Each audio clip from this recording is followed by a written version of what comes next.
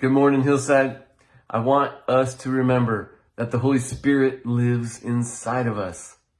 This is what the Bible says, Romans 8:11. And if the spirit of him who raised Jesus from the dead is living in you, he who raised Christ from the dead will also give life to your mortal bodies because of his spirit who lives in you.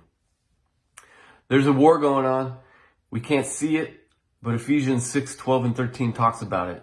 It says this: for our struggle is not against flesh and blood, but against the rulers, against the authorities, against the powers of this dark world, and against the spiritual forces of evil in heavenly realms. Therefore, put on the full armor of God, so that when that day of evil comes, you may be able to stand your ground. Jump into 17. Take the helmet of salvation, and the part I really want you to hear this morning, the sword of the Spirit, which is the Word of God. The sword of the Spirit, which is the Word of God. Your weapon. I want to encourage you not only to pray, but when you do pray, take your sword. Take your sword. What is the sword? The Word of God. Pray the Word. Be specific when you pray.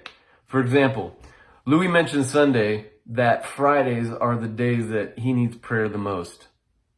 So, we pray, put on our armor, pick up our word, specify the word to Louie. I'm reading Isaiah 54:17. No weapon formed against Louie Locke shall prosper.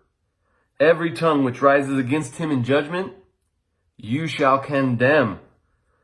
This is the heritage of the servants of the Lord, and their righteousness is from me, says the Lord. I pray that in Jesus' name. God's word is the weapon. God's word is the weapon.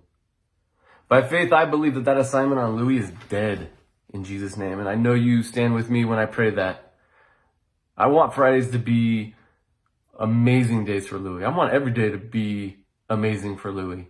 So if we pray the word, pick up our swords, put on our armor, and pray, not only for Louie, but for those around us, for ourselves, for our spouses, for our kids, our community, we're going to see amazing things.